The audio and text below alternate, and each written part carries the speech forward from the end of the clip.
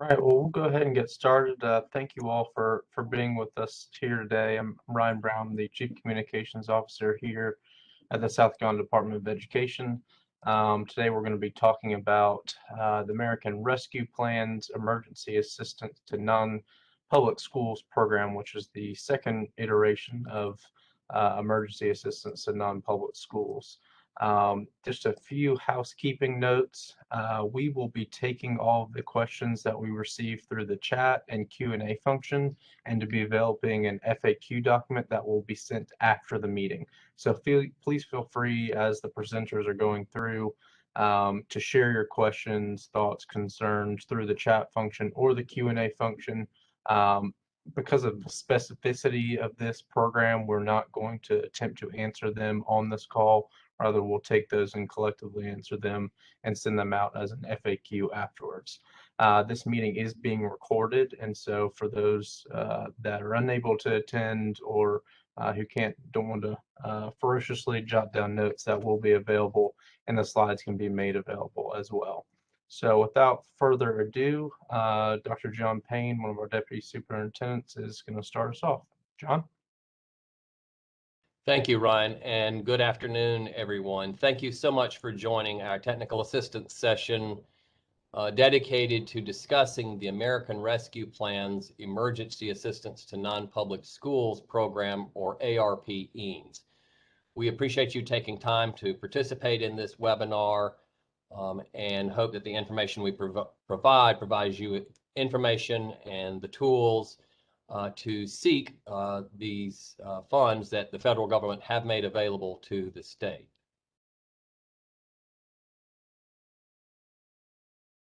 The purpose of this technical assistance session is to give you an overview of the American Rescue Plan Act of 2021 that was signed into law back in March. Specifically, it reauthorized the Emergency Assistance to Non-Public Schools program, which was itself authorized by the Coronavirus Response and Relief Supplemental Appropriations Act back at the beginning of the year. So as many of you know, we had an EANS 1 program that came out, and we have funded or providing services to a number of private schools around South Carolina.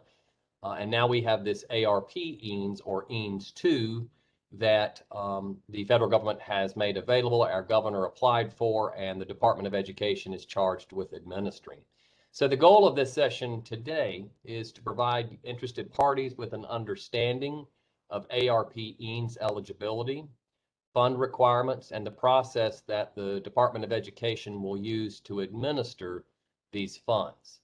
As you'll see when we go through the slides, there are some of the same components from the first round of EANS, but under ARP-EANS, there are more restrictions that the U.S. Department of Education has placed with respect to the use of these funds. And so we want to be very clear and attend to those differences as it will be required for the application.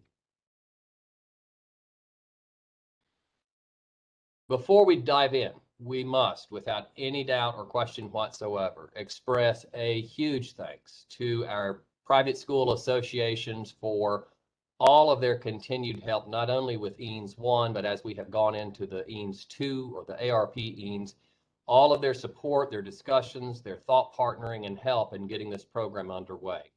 Specifically, we want to acknowledge and thank the South Carolina Catholic Diocese, the Palmetto Association of Independent Schools, the South Carolina Independent Schools Association, and the South Carolina Association of Christian Schools.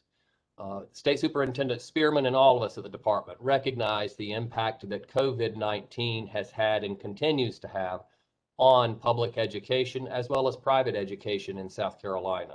So we look forward to working with you through this program that has been made available by the federal government. And we want to thank our partners as they have assisted us in getting this work underway. So thank you to these private school associations for your continued partnership with the Department of Education. We're now going to present you with an overview of our EANS program, and then we will move that into detail. Joining me on this presentation today is Tanya Millay-Smith, who is the director of our Office of Emergency Programs here at the Department of Education. In her capacity as director, Ms. Smith oversees our EAMS programs as well as our ESSER programs, which are our emergency funds to public schools. She will be joined by Joshua Byers. Joshua is our lead program coordinator for our EAMS program and has been with us since the inception, the very beginning of EAMS 1 back earlier in 2020. So without anything further, I will turn it over to Tanya Smith to take you through an overview of this program. Good afternoon, everyone. The ARP Act extends the EAMS program, originally authorized under the SRSA Act. The requirements of ARP EAMS are the same as the EAMS program. However, there are two new exceptions. Of the $2.75 billion in assistance under ARP EAMS, South Carolina has been allocated $40,357,466 to provide assistance to non-public schools.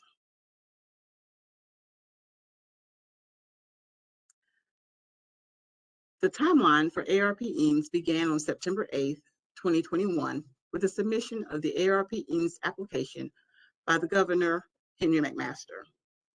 Funds were awarded to South Carolina on September 23rd, 2021, and the applications for ARP EAMS were made available to the non-public schools on October 22nd, 2021.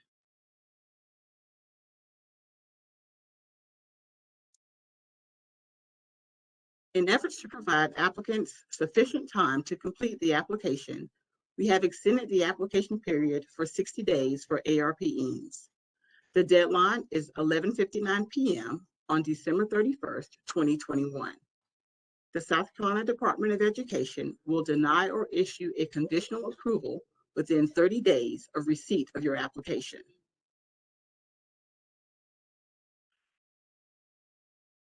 The criteria referenced here are the same as with EAMS 1. You must be established as a not-for-profit entity and have been in existence prior to March 13th, 2020.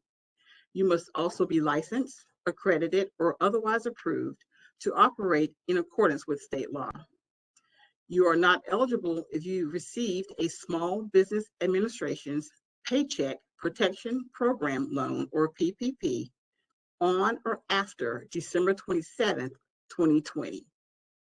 You must also assure that no EAMS funds will be used to pay for the same services as you did with your PPP funds.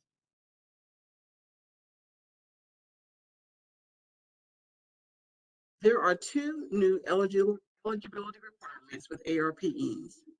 The school must enroll a significant percentage of students from low-income families during the 2020-2021 school year. Application, Governor McMaster defined the significant poverty percentage as 40%. You must also show that your population was most impacted by the COVID pandemic. Governor McMaster chose to use the number of COVID-19 infections per capita in the communities served by the non-public schools to determine its impact.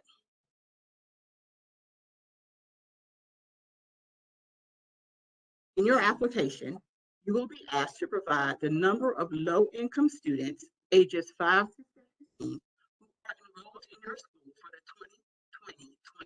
2020-2021 school year. These students must be from a family that is at or below 185% of the poverty level. Your basis for determining poverty level must come from one of the criteria listed above on your slide. The 2020 poverty guidelines will help you determine your poverty levels. For example, a family of 5 with an annual income of $56,758 meets the 185% poverty level. This link to the information here can also be found on our South Carolina ARP EAMS website.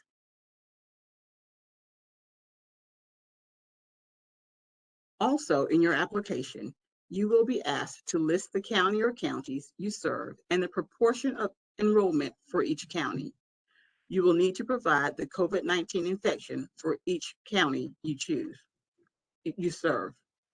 When collecting your COVID-19 impact data, we ask that you look at the infection rates as of October 15th, 15th, 2021.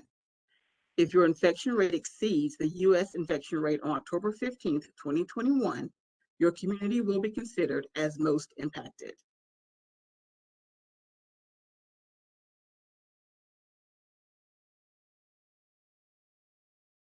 The South Carolina DHEC COVID dashboard will be a useful tool in determining your COVID-19 impact. It will allow you to review your community's infection rate specifically for October 15th, 2021. In the example here, we see that the Pickens rate of COVID-19 cases is 21,592 per 100,000. Therefore, their COVID-19 rate is over 21%. Now we will go over our funding categories. There are no changes in the ARP-EAMS funding categories. Keep in mind that costs must fit into the allowable categories and be what a prudent person would pay for an item. It must also be necessary as a result of the ongoing impact of COVID-19. Staff salaries and fringe are not allowable, and ownership of any materials, equipment, and property must be transferred to the South Carolina Department of Education.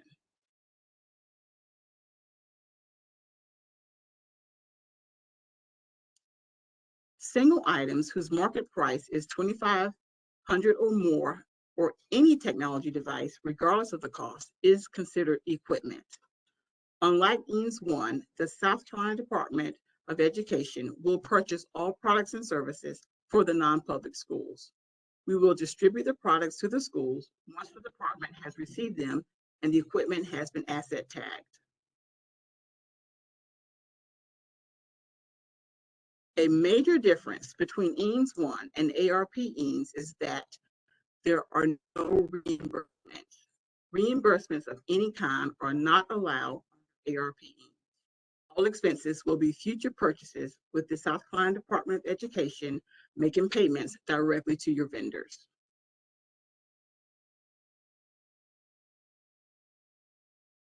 As we've mentioned, the EAMS funding categories will be the same.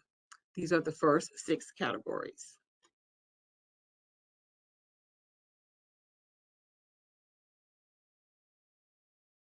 Categories where services will be delivered through Catapult are listed here in bold. Catapult will provide information on their services a little later on in this TA session as well.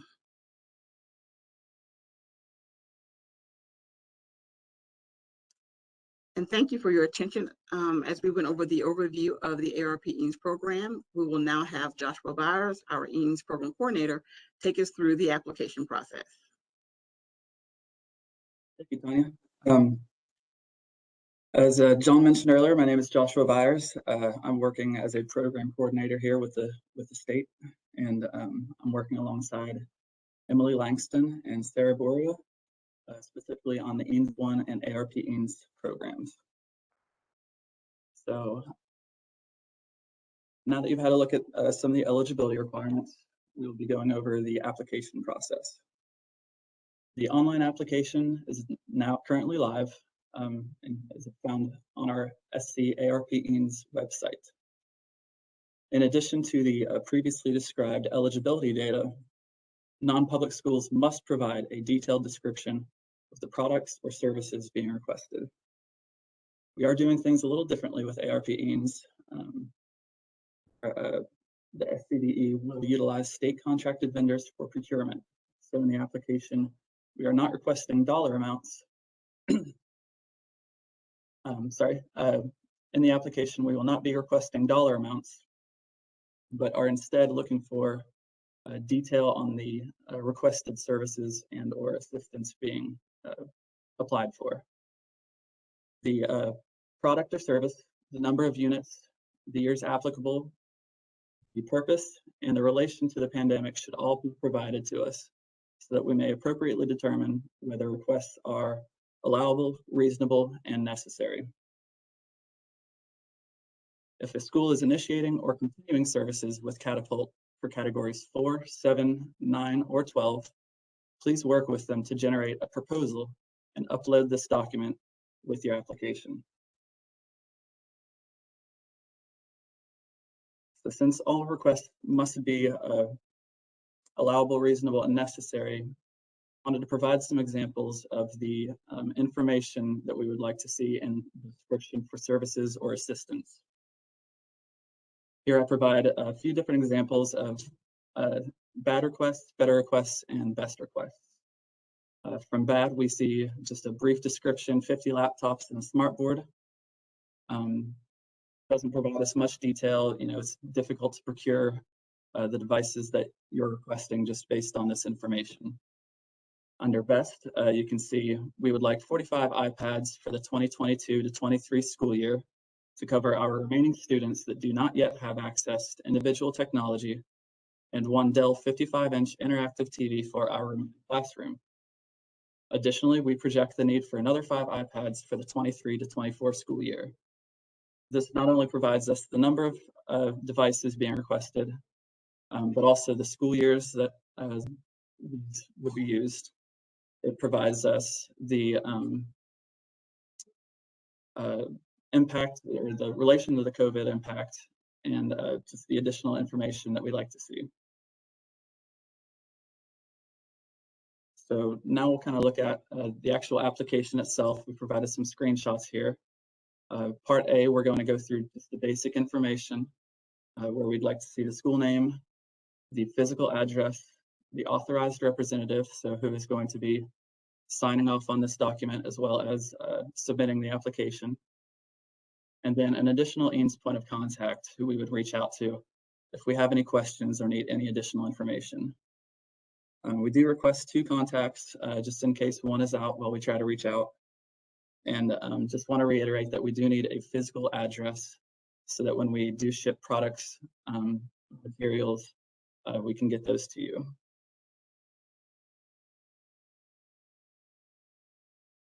Part B is going to look at the eligibility of the school. So here we're going to have you make some affirmations. The first 3 are to affirm that the school is a nonprofit, that they are accredited, licensed, or approved to operate in the state of South Carolina, and that they were in operation prior to March 13th, 2020. We have a box where you can upload the supporting documentation for these requirements. In addition to those, we're going to have you affirm that no PPP loan was applied for on or after December 27th of 2020. We'll also have you affirm that any PPP funds received prior to December 27th, 2020 were not and will not be used for services being applied for in the ARP Eanes application. Lastly, we'll have you affirm that any Eanes 1 funds will not be used for services being applied for in this ARP Eanes application.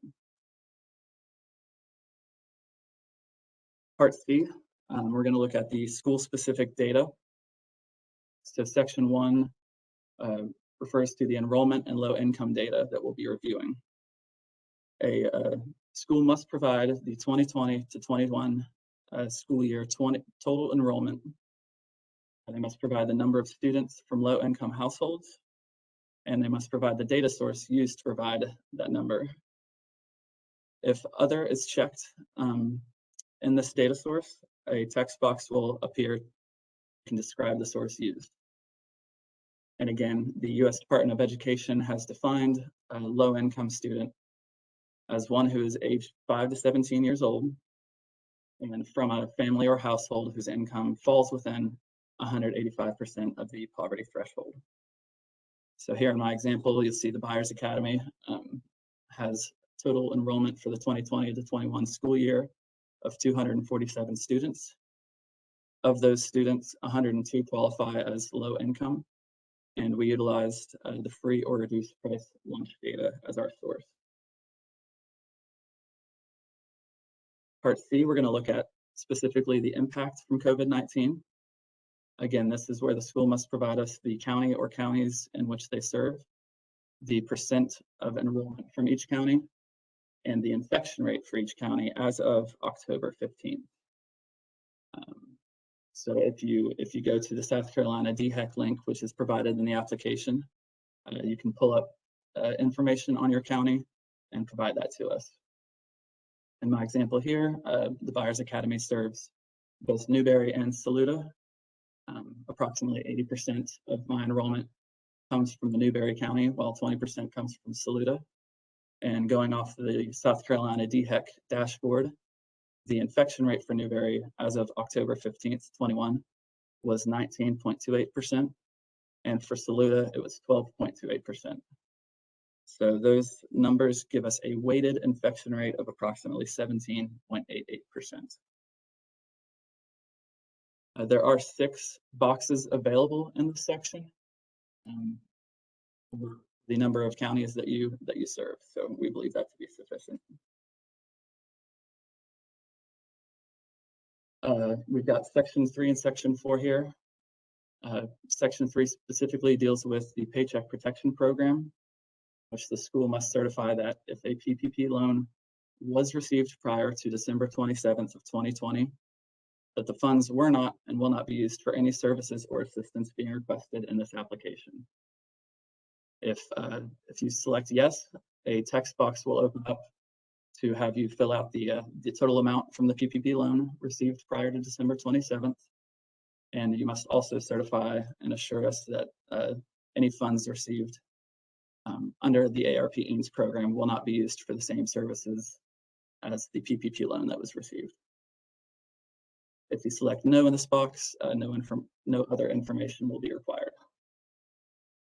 And then finally, section 4 is an affidavit where the school must affirm that all data provided in Part C is accurate, and that if it is found to not be accurate, notifies you that the South Carolina Department of Education has the right to recover any funds received under this ARP-EANS.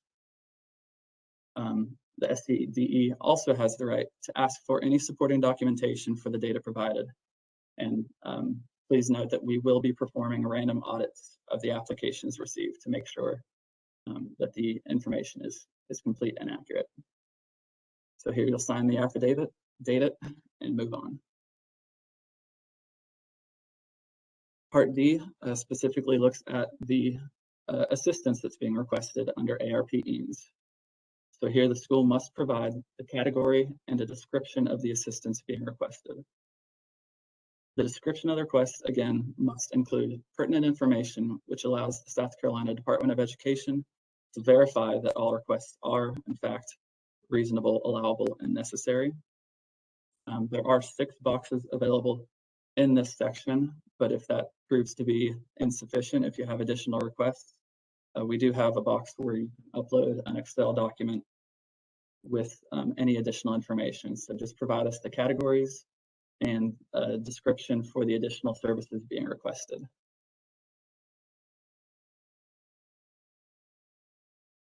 And the final 2 parts of our application are the same as with the application from EANS 1. We have 3 upload fields where you may upload any additional documentation you believe to be relevant. This may be if you have a certification, or if you're uploading the Catapult proposal, you can include those items in these fields. And then finally, part F is the attestation and signature, where the authorized representative will sign and submit the application for our review. Moving on to the approval process, once all data has been input, once all of your requests have been filled out, affidavits have been agreed to, and once you've electronically signed the document, you may submit the application. We will receive an email with your application, and once that is received, we will review for the eligibility for the school or the allowability of the requested assistance. Excuse me. If any eligibility requirements are not met, we will notify you via email of your denial. If all eligibility requirements have been met, we will continue on with the review of the application, looking at the requested services for allowability. If we should need any additional information or clarification on the request, we will contact the EANS point of contact who is listed on the application. And one final note that we may approve or deny, in full or in part, any application received. So next steps for the program. As we've said, the applications are currently live and will be available through December 31st at 11:59 p.m. You may go to our website to review those applications. We will also hold an office hours in early December to answer any questions that may have come up during the data collection period or during your application process. We'll be sure to send out notice prior to the event. Once the applications are received, conditional approval will be provided within 30 calendar days to those who are approved. We will then work with our state contracted vendors to procure the allowable services or products for each eligible non-public school. And then once the dollar amounts are finalized, we will send a final approval to the schools, notifying them that the contracts have been established.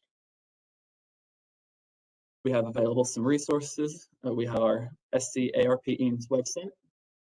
And on this website, you will also find our allowable uses for the Eames funds, which are the same as under Eames 1, with the exception that reimbursements are no longer permitted. And we also have the U.S. Department of Education ARP Eames website and their FAQs. So from here, we will turn it over to Catapult Learning to discuss the services that they will be providing.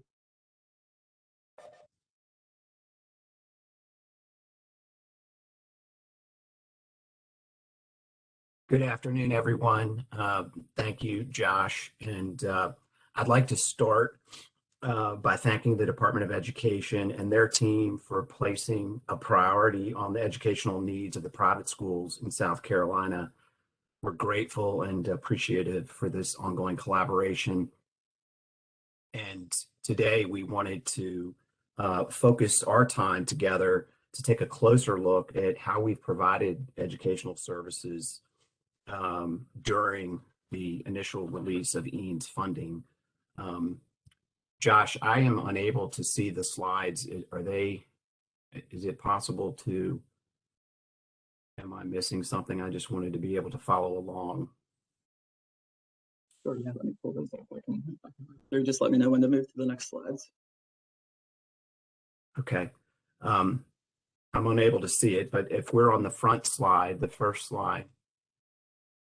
Okay, great, wonderful. If you could, that's perfect. If we could start there. So, as I said, we're grateful for the opportunity to be here today. We wanted to spend our time just focusing on some of the ways we provided educational services when these Eames funds were first released, and to think about ways that the eligible schools can invest those funds in Eames 2.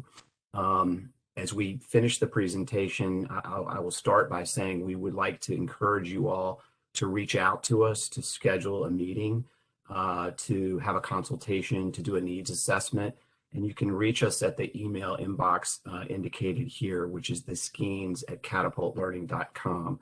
And as Josh just mentioned, those applications will be due on the 31st of December, and we welcome the opportunity to visit with you all at your earliest convenience to do those needs assessments.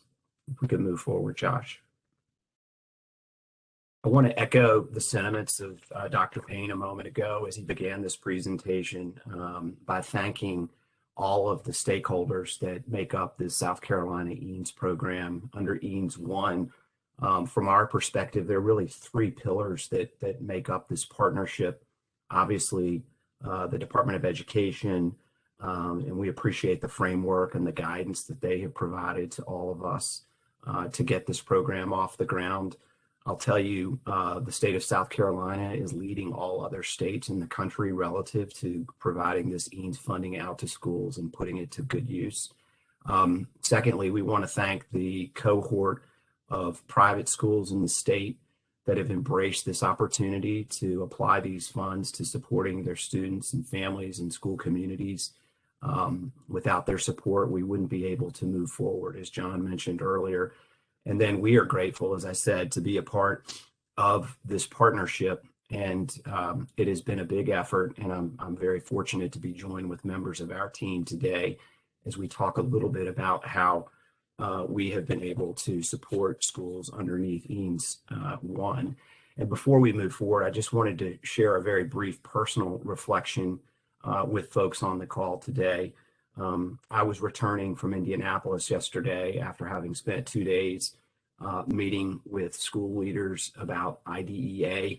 And as I was returning to Baltimore on the plane last night, I was reminded of an analogy that Dr. Payne shared with us under EANS 1, that this project was very much like building a plane as we were flying it. And as we were descending into BWI and we were told to put on our safety belts and the plane started to shake a little bit, I can tell you the analogy was not really that comforting to me at that particular moment.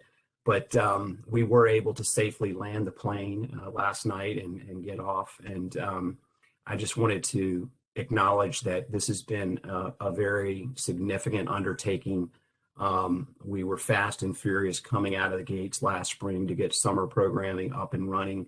We know there's been some turbulence, some patches along the way that we've worked through together as a team, and we are really truly grateful for everybody's participation. And again, I just want to thank everybody, the state, the independent schools, and our team that have supported this. We appreciate your passion and also your perseverance. This has been a challenging year, and we're grateful to be a part of this very meaningful project.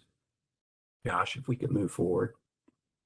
At this point, I want to introduce my colleague, Beverly O'Connell. She's going to talk a little bit about the team-based approach that we have employed at Catapult. This is sort of a 30,000-foot view, if you will, around our approach to how we've supported schools underneath EANS 1. We've built a team out, and we've often been asked here in recent months, who are we working with at Catapult? So we wanted to take this opportunity to share with you team members on our end, much like the team at the South Carolina Department of Ed, who have been instrumental in helping to implement services. So Bev, at this point, I'll turn it over to you. Okay, thank you, John.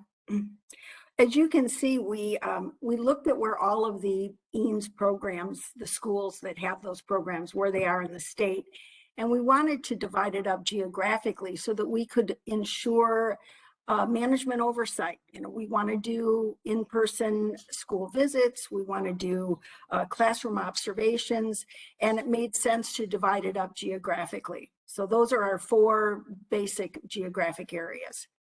Could you move on, please? So this is our South Carolina team.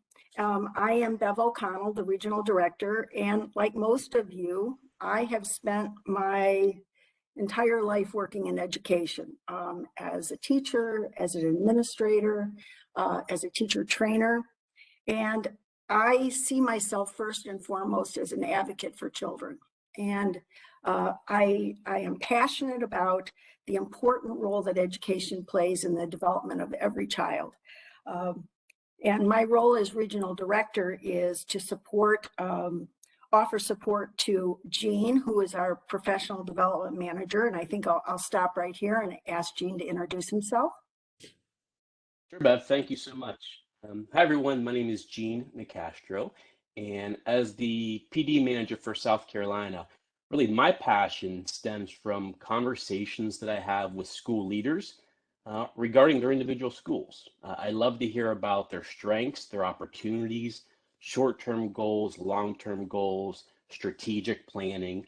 All those things really excite me. In terms of my background, I have over 20 years in education, 16 as a school principal.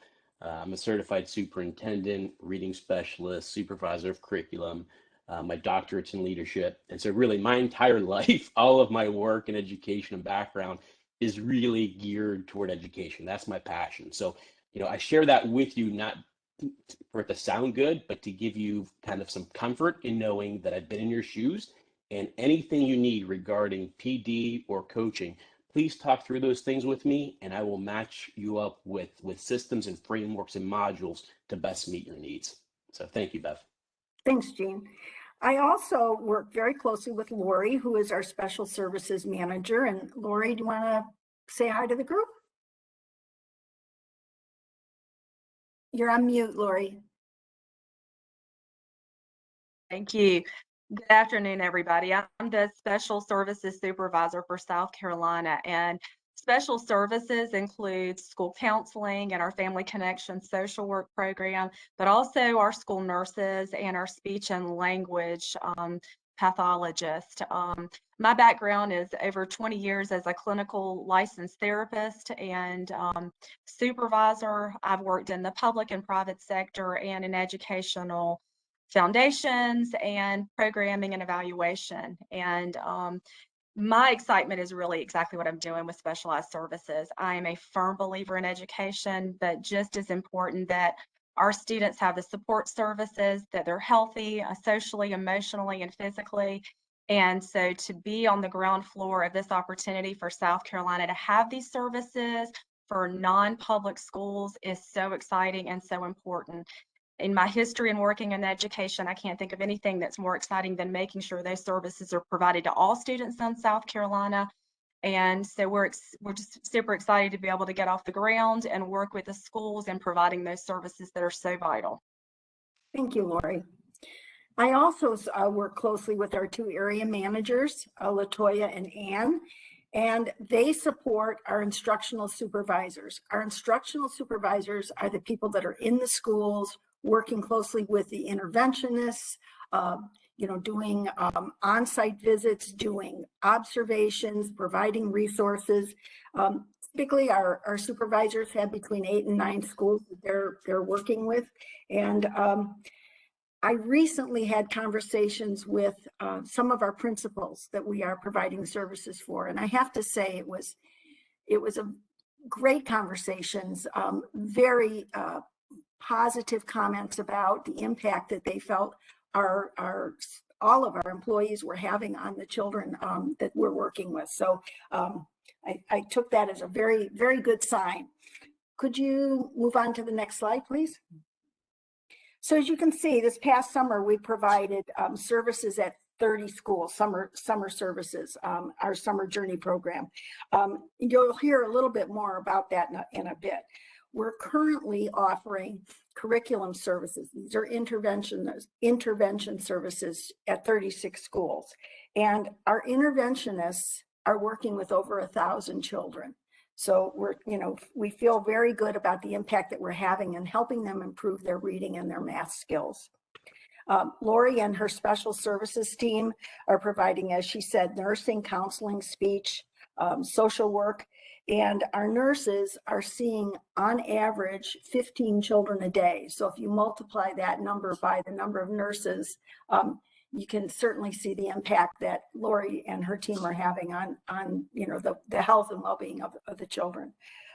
And Gene's team is providing the professional development coaching at 45 schools, and his services are very tailored based on the needs of the individual schools. Half-day programs, full-day trainings, 1-hour trainings. I know that Gene is very flexible and will work with you on providing what you need.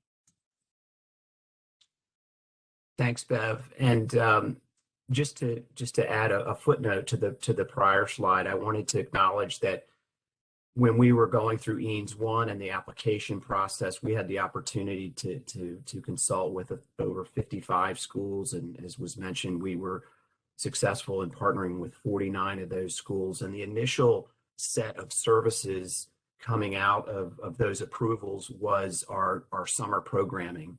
And we wanted to just take a moment to talk through what that looks like.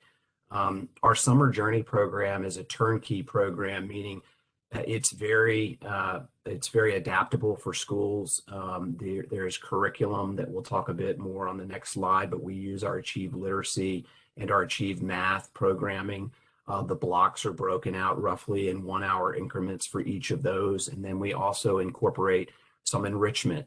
So that looks like STEM and robotics and social emotional learning. And the idea is to make the learning engaging and make it fun. So we break the curriculum and the design out by grade band. So there's curriculum focused on K2, 3-5, 6-8, and 9-12. Again, what we are trying to offer to schools is a very turnkey solution that have lesson plans daily laid out for instructors so that it's a very easy lift in terms of being able to implement the programs.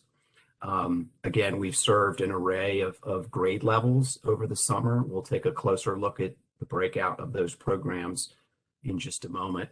And if we could move to the next slide, Josh. So really our summer programming, as I mentioned, is broken into our Achieve Literacy and our Achieve Math, and then the enrichment and the social emotional learning programs. On the literacy front, our curriculum is designed to really key in on the big five. So we're really working with kiddos on their phonics, their phonological awareness, their fluency, their comprehension, and their vocabulary. And we're giving those, we're focusing on all of those aspects, as I said, hourly, on a daily basis. On the math side of things, from our Achieve Math curriculum, our areas of focus there are really trying to build confidence in our young math students, from computation to problem solving and data collection, geometry and algebra. Again, we're providing these services in hour increments on a daily basis, and the configuration of the summer programs, again, we'll take a closer look at in just a moment, can be broken out in terms of number of days in a week and number of weeks of service.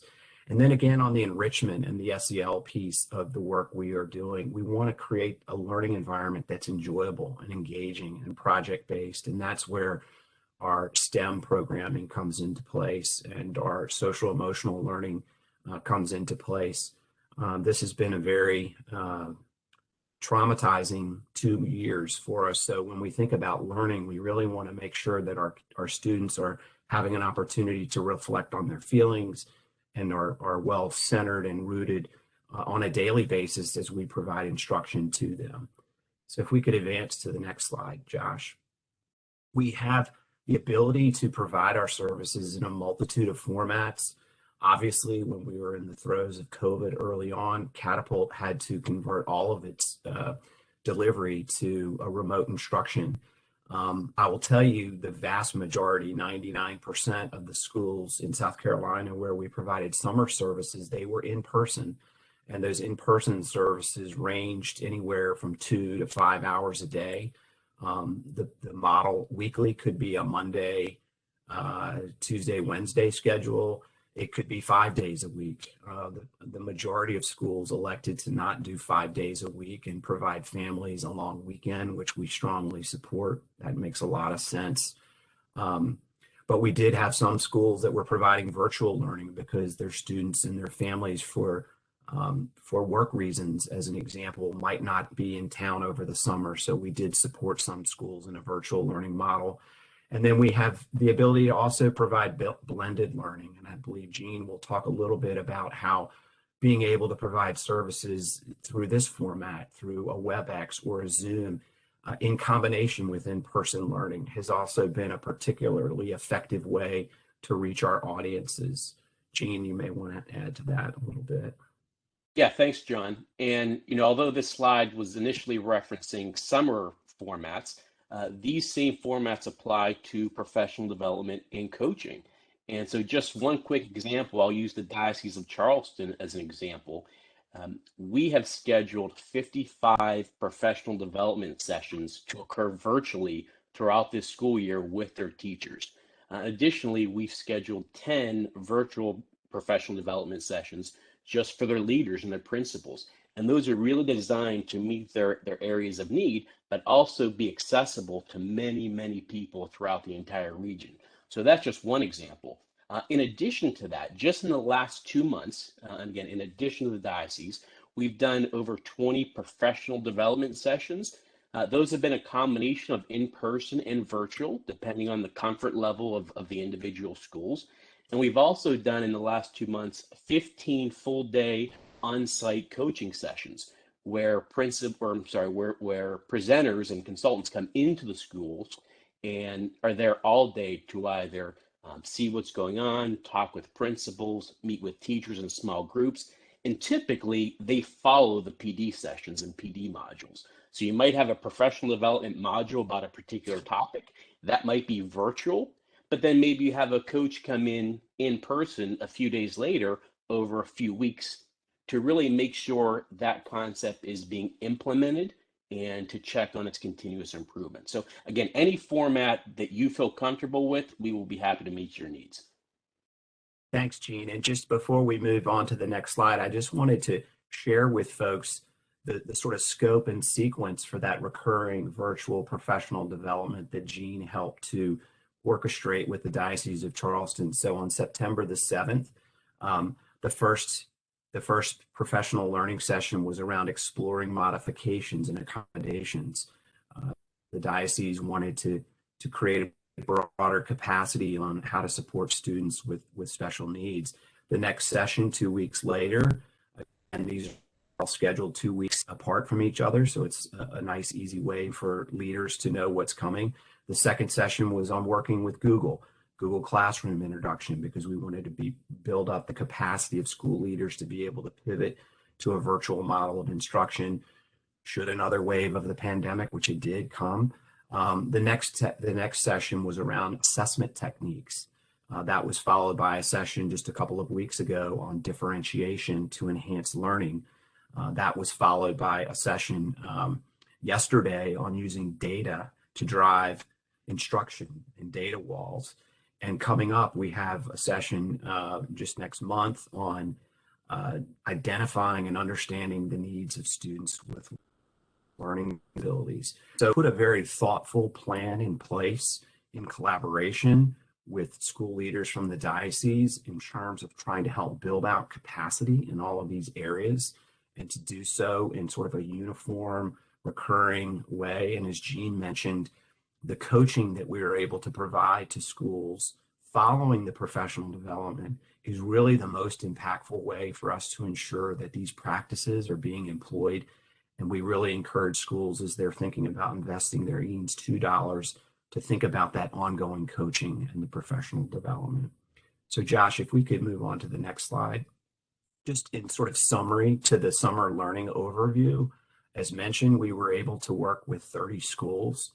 The funding, the EANS funding that came through allowed Catapult to hire over 100 teachers, 113 teachers to support those 30 schools, and essentially address the learning loss that's normally attributed to summer and exacerbated by the pandemic, to be able to support almost 750 students.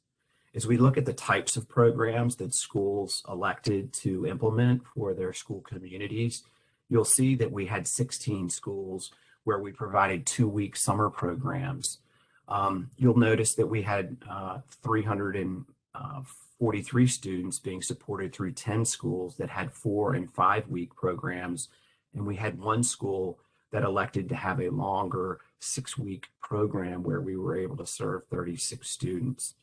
All told, what I would say is we probably have found that a good a duration of programming and one we would recommend to schools looking forward to that we didn't support would be in that 2 to 4 week time frame.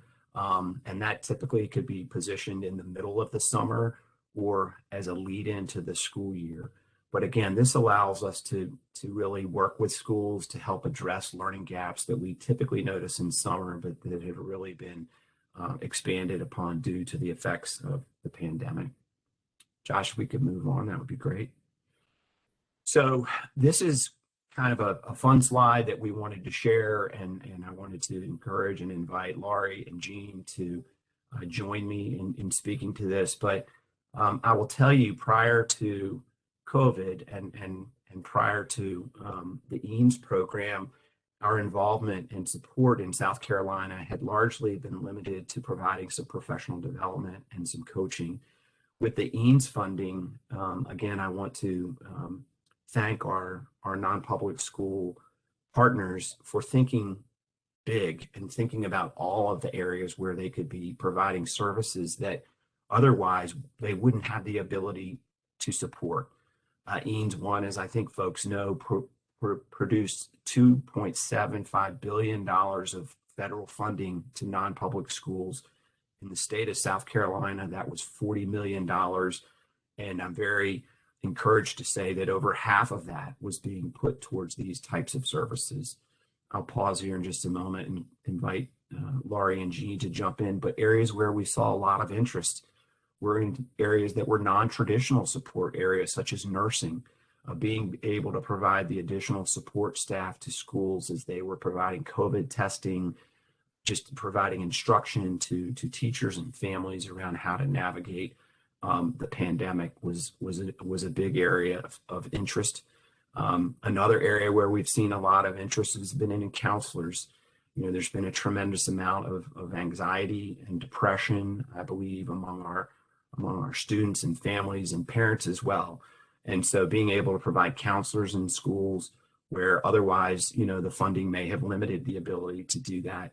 We feel like those counselors, in coordination with our interventionist and specifically special ed teachers, when we think of underserved populations, all too often children with special needs haven't received through IDA the proper funding and the proper services, but through EANS, we've been able to provide special ed services as well. So I'll pause there. Laurie, Jean, either of you feel free to jump in here. Sure, I'll kind of jump in. Thanks, John, and kind of piggyback on some of the things you're seeing. And these are the things that we're all seeing, you know. I think this slide gives a great illustration of the possibilities. What are the services that we can assist your school with? And I think that absolutely, I think when it came available to have nursing and counseling and intervention, and a lot of it's the creativity of how to use it within the schools, and each school is able to use this in a different capacity. And I think that's been the beauty of kind of getting in and doing a needs assessment within the school and talking to our schools and seeing how they can utilize these services. For nursing and school counseling, I'll speak to that first just because that's part of the specialized services piece. And I think it's real important to note here that, you know, when we opened the gates and started, you know, some of our schools had nursing, some of them have counseling. The majority of our schools, non-public schools that we're working with, they've never had a nurse or never had a school counselor. And so this is a brand new position for them. And so taking that on has been a wonderful benefit. And it's been something, how do we get it started? And so getting it started was really about addressing, you know, COVID tracking and tracing for our nurses, the social emotional support that is needed for our students and for our families. But as we are getting off the ground and doing that, we're noticing that those are just preliminary services. And as you're getting in, you're seeing that the pandemic has impacted our students and our staff and our families in much greater ways. So as our nurses began, you know, COVID tracking and tracing and doing their assessments, we started realizing we really needed to link up our nurses and our counselors with additional training and services and ways to connect with South Carolina and with the area in which they're working.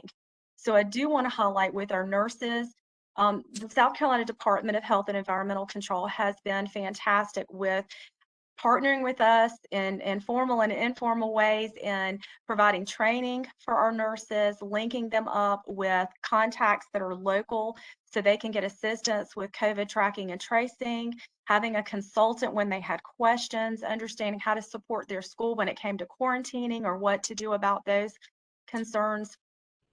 With AHEC, which is the Area Health and Education Consortium, they have tag teamed as well, and it's a partnership that we want to expand when it comes to school nursing. And what does it mean to be a school nurse? All of our school nurses that have been hired in our schools are registered nurses in South Carolina. All of them are extremely fantastic, clinically sound professionals. Not everybody's been in a school. And so some of them come with a great clinical background, but needed more information when it came to what does it mean to be a school nurse? And so that partnership between those two state organizations has been fantastic because it has helped them not only with the COVID tracking and tracing and that assistance that the schools needed, but also vaccination reporting and health and education files and you know, medication authorization forms, how to set up those basic school nursing policies and procedures that are so crucial. Because that kind of leads to the next piece. For counseling, it was the same, training and background, taking it from just social emotional learning and activities and support systems, but crisis management. Many of our kids came back to school and they had heightened levels of anxiety, clinical levels of depression. Their families had experienced so much during the pandemic, anything from, you know, financial crisis to divorce. and impacts of the family. So it's, beginning with social emotional, but also many days they're spending a lot of time with crisis management and intervention. And that really leads to kind of the importance of not only starting these programs and having these direct services within the schools, but helping our folks work with the schools to build sustainability, build programs that we can continue on in the schools. And I think that's the important piece, because these are the issues that we're seeing when it comes to health and education and social emotional. They're certainly exacerbated by the pandemic, but what we're not necessarily created by the pandemic. And so as the years have gone on, we see the need for these services within the non-public schools, and we want to make sure that our folks are kind of working with each school to create that sustainability, because that is so important for these students. And Jean may want to jump in and tag team how professional development and coaching also creates that as well. Yeah, just quickly, I know we're toward the end of our time, but I wanted to mention that in terms of professional development, we currently have a catalog that is 85 pages long, consisting of modules that we can present to you virtually, in person, or a combination of those two. And so really, based on your areas of need, I feel confident that we can find modules to really help your schools. Some of our most popular modules right now are regarding social emotional learning, co-teaching, modifications and accommodations for students with learning disabilities or learning differences, PBIS, which is positive behavior interventions and supports, MTSS, multi-tiered system of supports. So really any of those modules where they're really systems or frameworks that are not necessarily one-shot deals, they're really systems that could turn your organization into a growth mindset organization where there's continuous improvement. And really, that's what I'm passionate about, and that's what I hope to help you with. Thanks, Lori. You're on mute, John. My bad. Thanks, Bev. I was just going to say, Josh, we can move to the next slide. Thank you. So just a quick summary of the schools and the types of services that are being utilized. You'll notice at the bottom of this column that we have been supporting a lot of counseling and nursing positions, as Laurie alluded to, and a number of schools have elected to participate in our coaching and professional development. Obviously, our literacy and math intervention is kind of core and foundational to the work that Catapult provides around the country. We know that supplemental instruction in math and literacy is needed in schools and school systems around the country in normal times, and is needed even more so now today. I will just highlight a couple of the areas that weren't necessarily tapped into quite as much as I think could be and maybe should be as we move forward. A couple of those areas we touched on: special education intervention. I think there's a tremendous opportunity going forward for those eligible schools and Eanes too to really look at building out the capacity to provide special ed services to their students in their school populations. The instructional aides, often we have seen interest in instructional aides who can come in and be kind of a Swiss Army knife supporting the school in a multitude of capacities. But one area in particular is providing small group instruction in the gen ed classroom for those students who have special needs. But that sort of opens the door, if you will, to one of the professional development categories Jean just mentioned, which is schools are often not comfortable with co-teaching and co-planning. So how do we do that? And so that's one of our professional development strands that we can offer to school, and then reinforce that with coaching so that those instructional aides can really be valuable resources to the gen ed classroom and ultimately to those kids that are most in need of these services. And really that is the focus of Eanes too, which is identifying the schools that have the greatest need and taking advantage of these resources and plugging them in to those areas of need. And as Laurie mentioned, not just putting a body in a classroom, but building out capacity, building out the awareness throughout the building on how to provide these services to all of your students. So with that, we're winding down, but if we can move to the next slide. We want to sort of close by sort of taking a moment to talk about how we measure progress and how we measure outcomes. I will say in the summer months when we're doing 2-week programs or 4-week programs or even 5-week programs, it's challenging to measure the progress and outcomes in those areas. But as we look at our in-year services, the services we've talked about here today, we do that by doing data analysis. So we will look at schools data at the beginning of the school year, if that's MAP or iReady data. We'll also look at other forms of data, referrals, attendance data. And we will want to periodically come back and assess how our kiddos are moving along in those intervention programs. That's a bit more challenging when we talk about the specialized services, and I'm going to let Laurie talk a little bit about when we're bringing online some of those services such as counseling and nursing, how we measure the progress there. But as we go through the year, we will be measuring our progress in our schools and reporting out to the schools and using that data to help inform our instruction heading into next summer as well as the next school year. Absolutely. Thanks, John. For specialized services, what we're looking at obviously is kind of meeting those requirements. You know, for our nurses, it's COVID tracking and tracing and education services that surround that and how that's benefited the school by having a school nurse in place. For counseling, it is you know, being there to provide social emotional check-ins, individual counseling or group counseling, but also guidance and group guidance and different types of activities that are going to benefit the social emotional health of the students in the school. You know, the data collection portion of that piece can, you know, ultimately it's direct services, and it's looking at what the school started with and where they are now and how they benefit by having those professionals in the building. But it's also deeper. It's looking at, you know, school success. So many times our school nurses and our school counselors are working with the interventionists, they're working with your teams, and they're seeing improved attendance.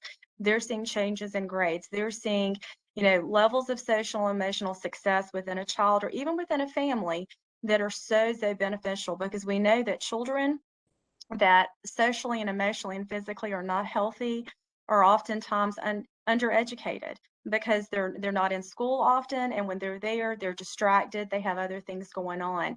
So we're looking at how we tag team these services and how they're benefiting and what the outcomes are from there.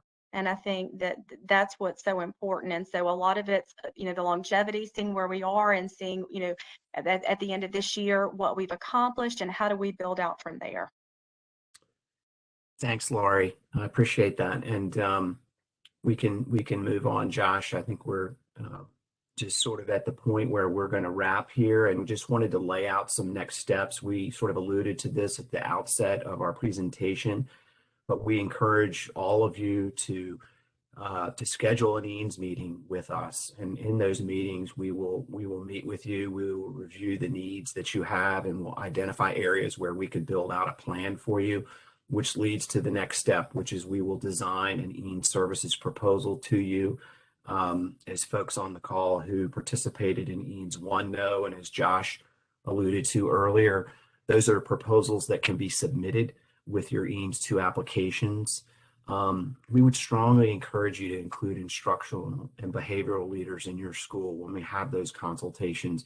And if I can just add, you know, I would say, please give thought to who some of those team members are at your school level, those instructional and behavioral leaders who can become good points of contact for us at Catapult, so that as we follow up to work to support you in the implementation of those services and to ensure the integrity and the fidelity of those services, we have team members on the school level there who we can work with as well. Because as I said at the outset, we know we've had a few bumps in the road, and that's just, I think, by identifying key points of contact.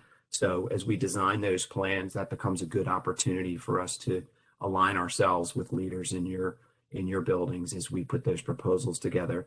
And then lastly, submitting your EANS 2 application. The deadline is the 31st, as Josh mentioned. We encourage you to include those proposals with your application. And again, we just welcome the opportunity to work with you on those proposals and to support you going forward. So in summary, we can move to the last slide. Josh, I don't know if there's an opportunity for Q&A here, but if there are any questions, we're happy to address them now. And if it's time to wrap, that's wonderful as well. Please remember you can reach us at skeens@catapultlearning.com. And we just appreciate the opportunity to support the state of South Carolina and your schools in the EANS 2 program. Thank you. And John, thank you, and all of our colleagues at Catapult Learning that have been our partner as well as we have implemented EANS 1. And again, as one of the things that we have opined and continue to opine is that we know that students have been impacted academically. And so we strongly encourage you to consider partnering with Catapult Learning as they help you attend to and address what we believe is the most significant thing, and that is the learning loss that children have experienced as a result of this pandemic. So we appreciate having Catapult Learning and all their expertise working with us in South Carolina and working with many of you in our EANS 1 program and hopefully in EANS 2. We know this has been a lot of information. As was shared earlier, this presentation will be posted online as soon as it is closed caption. So anticipate in the next day or two, not only the slide deck, but also a recording of this session to be posted. If you have any questions, please email our dedicated EANS email address, which is sceans@ed.sc.gov, with any questions or issues you have about the EANS program. And then you see, of course, Catapult Learning's EANS email address as you're thinking about and hopefully engaging with them or want to schedule a planning meeting with them. So those are the two ways to get in touch with us over the next several weeks. I don't know if there's one more slide or not. Josh, if there's another slide, go ahead. If not, I will wrap up. Okay. Everyone, thank you so very much. We will be hosting an office hour session sometime in early December, and it will be a less formal situation. We'll respond to questions that come up as you begin working on your applications. Again, the department has intentionally provided extra time to you through December 31st at 11:59. So that's over 60 days because we recognize it may take you a little more time to put the application together. But we will host an office hour, another session in December, and we'll send notice of that here in the coming weeks. Thank you so much for your time today. Thank you for your interest in this ARP EANS program. And more importantly, thank you for what you do every day to support children in South Carolina schools. Thank you again, and we look forward to working with you as we go forward.